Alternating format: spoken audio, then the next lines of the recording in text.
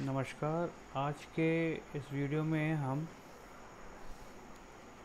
Data information, database, DBMS, schema, data constraints जैसे topics cover करने वाले हैं। साथ ही साथ हम इसका प्रैक्टिकल पार्ट्स भी देखेंगे, लेकिन प्रैक्टिकल पर जाने से पहले हमें थियोरेटिकल कॉन्सेप्ट क्लियर करना ज़रूरी है। डेटाबेस कॉन्सेप्ट के अंतर्गत पहला है data. Data is a raw and unprocessed form of facts and figures. अगर मैंने आपसे कहा कि 89, 58, 68, 69 ये क्या हैं, ये नंबर्स क्या हैं, तो आप इनके बारे में नहीं बता पाओगे जब तक कि मैं इनके ऊपर सब्जेक्ट्स के नाम ना लिख दूँ। तो ये एक प्रोसेस्ड फॉर्म में है जिनका एक मतलब निकल रहा है।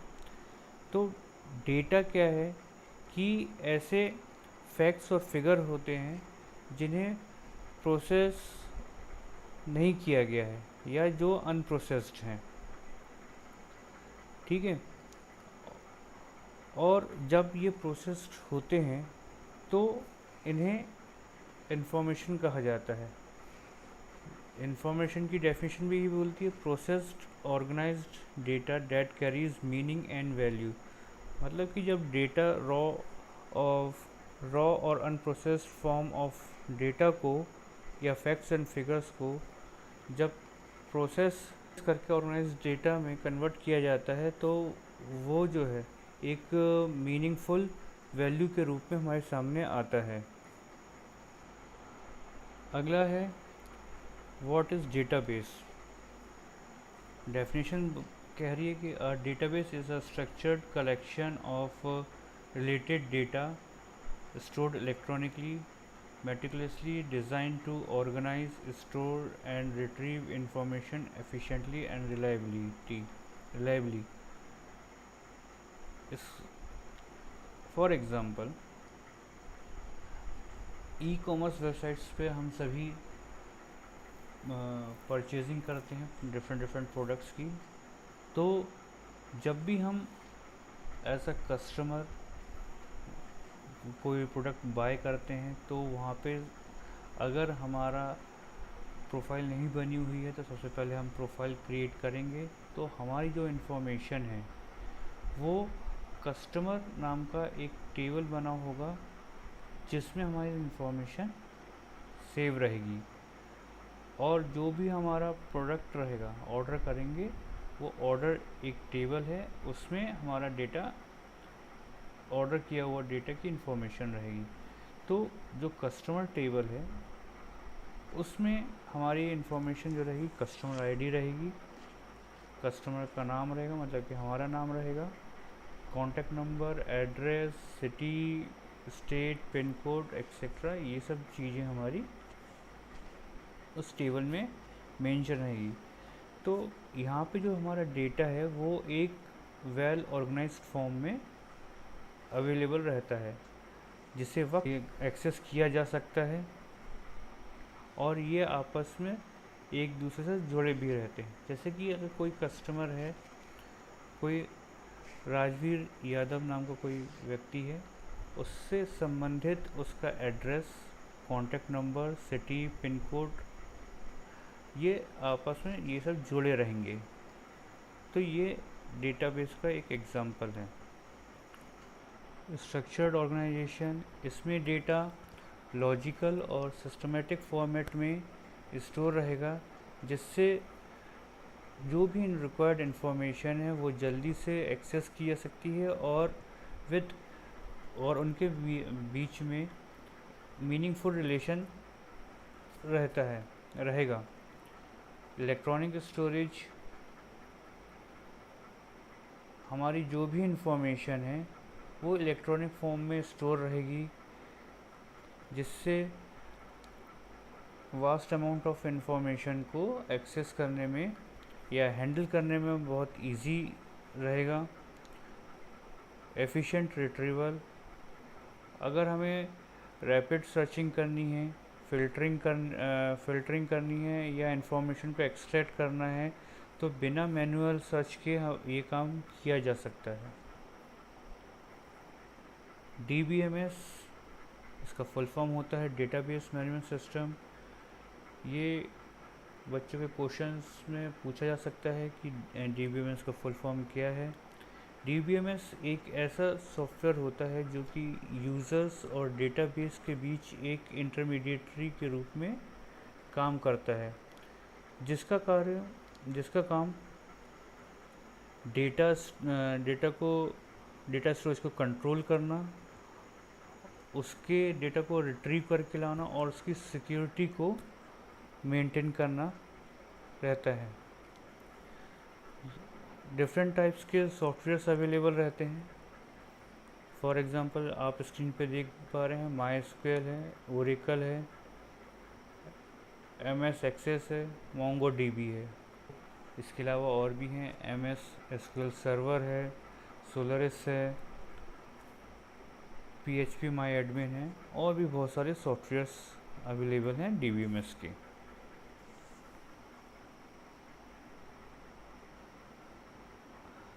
डेटाबेस के आगे बढ़ने से पहले हमें कुछ की टर्म्स हमें समझने की ज़रूरत है। पहला है टेबल। जो भी हमारी इंफॉर्मेशन है अगर उसे हम प्रॉपर वे में रो और कॉलम में अरेंज करें तो उसे टेबल कहा जाएगा। फॉर एग्ज़ाम्पल यहाँ पे आप देख रहे हैं कि कस्टमर नाम की एक टेबल है। इसमें जो भी हम डेटा रखेंगे वो हम रोज़ एंड कॉलम में हमारा डेटा रखा जाएगा। इसमें कस्टमर आईडी फॉर एग्ज़ाम्पल 1001 है, कस्टमर नेम है राज यादव, कॉन्टेक्ट नंबर है 40207774, एड्रेस 83 सिविल लाइन्स।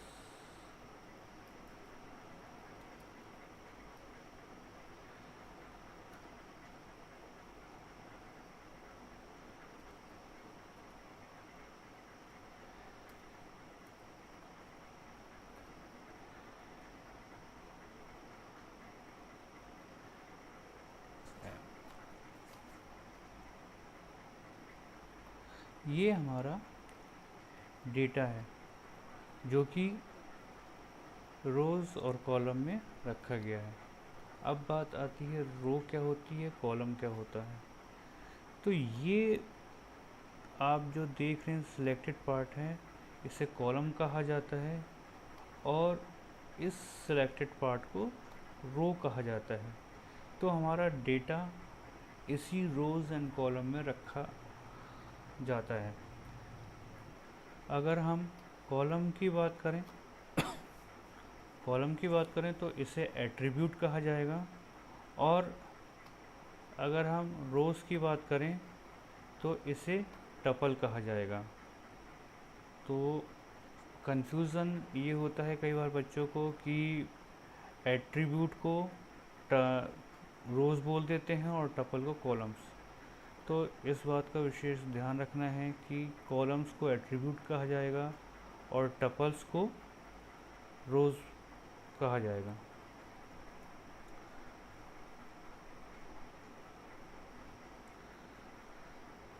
अब आप अपनी स्क्रीन पर देख पा रहे हैं कि एट्रीब्यूट्स में वो कहा गया है column in a database table that defines the type of information stored.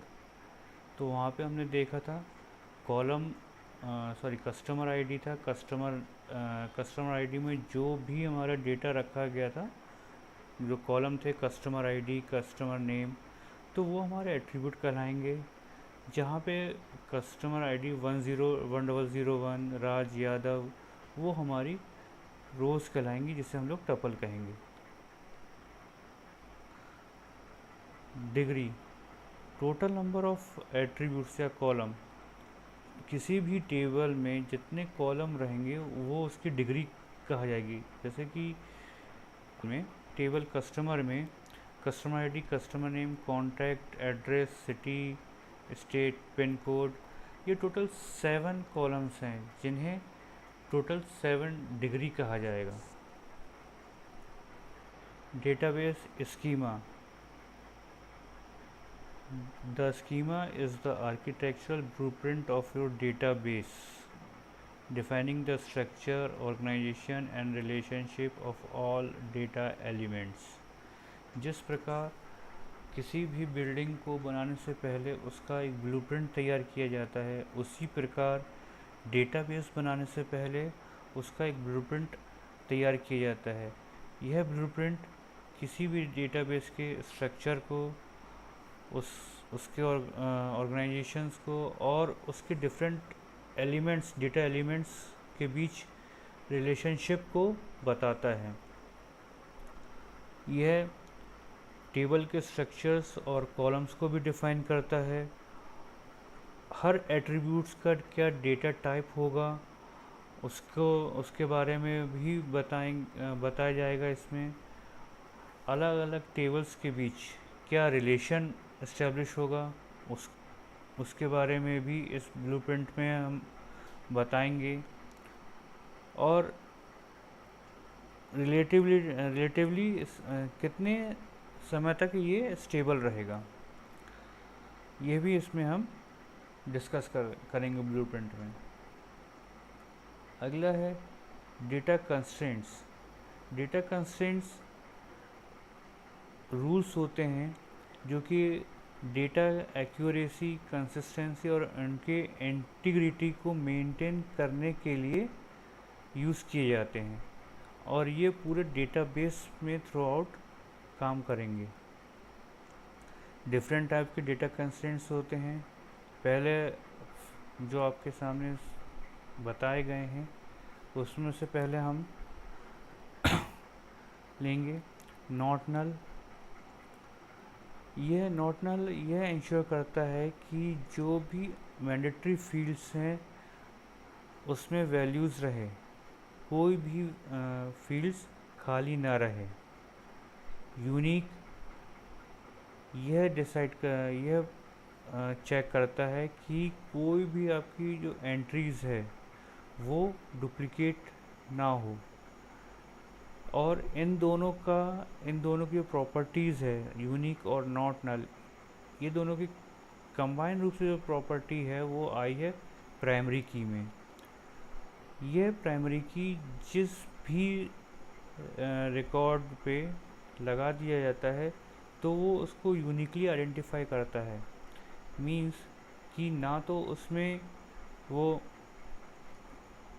Field ना तो ब्लैंक हो सकती है और ना ही उसमें डुप्लीकेट एंट्री पास ऑन हो सकती है। चेक कंस्ट्रेंट्स यह देखता है कि स्पेसिफिक कंडीशंस के अकॉर्डिंग डेटा है कि नहीं है, इसको वैलिडेट करता है। एग्जाम्पल देख लें, जैसे कि कस्टमर टेबल हमने देखा था। कस्टमर टेबल में एक कस्टमर आईडी थी।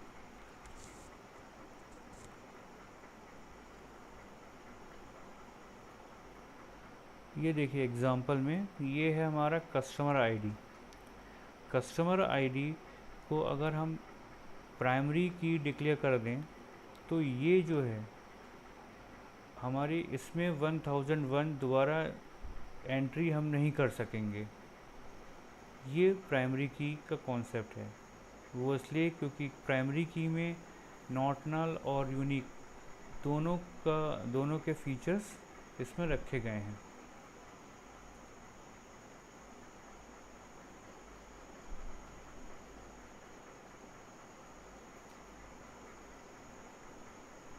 नेक्स्ट है labels of database abstractions. Database systems abstraction layer का यूज़ कॉम्प्लेक्सिटी को छुपाने के लिए करती है और डिफरेंट यूज़र्स को डिफरेंट व्यूज़ प्रोवाइड करती है। इसका मेन पर्पस होता है इसकी यूजेबिलिटी और सिक्योरिटी को मेंटेन करना। ये जो डेटाबेस एब्स्ट्रैक्शन है 3 लेवल में डिवाइड होते हैं। पहला है फर्स्ट है एक्सटर्नल लेवल, जिसे यूज़र व्यूज़ भी कहा जाता है। सेकंड है कॉन्सेप्चुअल लेवल, जैसे लॉजिकल स्ट्रक्चर आता है जिसके अंतर्गत। लास्ट है इंटरनल लेवल, जिसमें फिजिकल स्टोरेज आता है। अब हम लोग इसमें पहला देखते हैं इंटरनल लेवल। इंटरनल लेवल में फिजिकल स्टोरेज से डील किया जाता है, जिसमें यह देखा जाता है कि डिस्क ड्राइव में एक्चुअली डेटा को कैसे स्टोर किया जाएगा। उस जो डेटा स्टोर हो रहा है उसे मेमोरी कैसे एलोकेट की जाएगी, उसकी इंडेक्सिंग स्ट्रक्चर क्या रहेगा, और ये जो है यूज़र से छुपाया जाता है। अगला उससे ऊपर नेक्स्ट लेवल है कंसेप्चुअल लेवल। ये बताता है कि कौन सा डेटा स्टोर होगा और प्रत्येक डेटा एलिमेंट्स के बीच रिलेशनशिप इस्टेब्लिश होगा।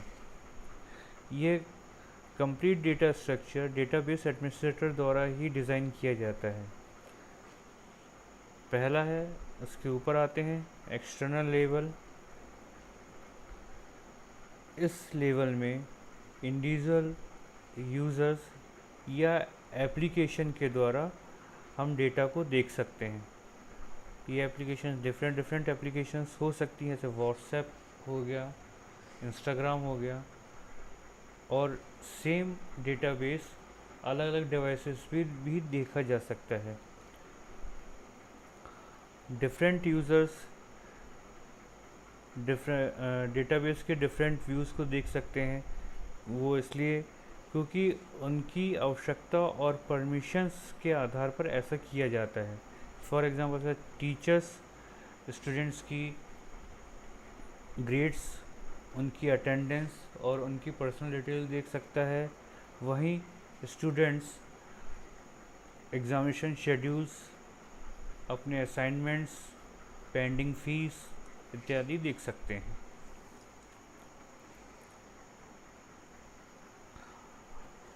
डेटाबेस पर हम लोग कौन कौन से ऑपरेशंस परफॉर्म कर सकते हैं। डेटाबेस पर अगर हमें कोई डेटाबेस में नई रो को या नए रिकॉर्ड को ऐड ऑन करना है तो इंसर्ट करके हम रिकॉर्ड को ऐड कर सकते हैं। अगर ऑलरेडी एग्जिस्टिंग डेटा में हमें कोई चेंजेस करने हैं तो हम उनका अपडेशन कर सकते हैं। जैसे कि स्टूडेंट्स का फ़ोन नंबर है, बैंक डिटेल्स है, अगर उसे करेक्शन करना है तो हम अपडेट कर सकेंगे। अगर कोई रिकॉर्ड है जिसकी आगे आवश्यकता नहीं है तो उसे हम डिलीट कर सकते हैं। ये ऑपरेशंस डेटाबेस पर परफॉर्म किए जा सकते हैं। इनके एडवांटेजेस क्या क्या हो सकते हैं। Efficient storage and retrieval, millions of records को मिली सेकेंड्स में हम एक्सेस कर सकते हैं। बस एक क्वेरी हमें प्रोसेस करनी पड़ेगी, हम बहुत ईज़िली उस डेटा को रिट्रीव कर सकते हैं। इसलिए seamless data sharing, multiple users और एप्लीकेशंस सेम टाइम में सेम डेटा को बिना किसी कॉन्फ्लिक्ट के एक्सेस कर सकते हैं। Reliable backup and recovery, automated backup system जो है डेटा लॉस होने की स्थिति में से बचाता है और ये हमारी रिस्टोरेशन कैपेबिलिटीज़ को भी बढ़ाता है। अगर किसी भी परिस्थिति में अनवांटेड सिचुएशंस में डेटा हमारा अगर लॉस हो गया तो रिकवरी के द्वारा हम डेटा को वापस ला सकते हैं। एनहेंस सिक्योरिटी, इसमें हर यूज़र को एक रोल डिफ़ाइन कर दिया जाता है और उस रूल के अकॉर्डिंग उन्हें परमिशन ग्रांट की जाती है। तो जो जिस यूज़र को जो परमिशन ग्रांट होगी वही उसी परमिशन के अकॉर्डिंग यूज़र का काम कर पाएगा। रिड्यूस रिडंडेंसी, डेटाबेस ये चेक करेगा कि डेटा स्टोरेज करते समय कहीं कोई डुप्लीकेट वैल्यू तो नहीं आ रही है, डुप्लीकेट डेटा तो नहीं आ रहा है। ये चेक करना डेटाबेस का काम है। डेटा इंटीग्रिटी, कंस्ट्रेंट्स और वैलिडेशंस पूरे ऑपरेशंस के दौरान एक्यूरेसी और कंसिस्टेंसी को मेंटेन करते हैं।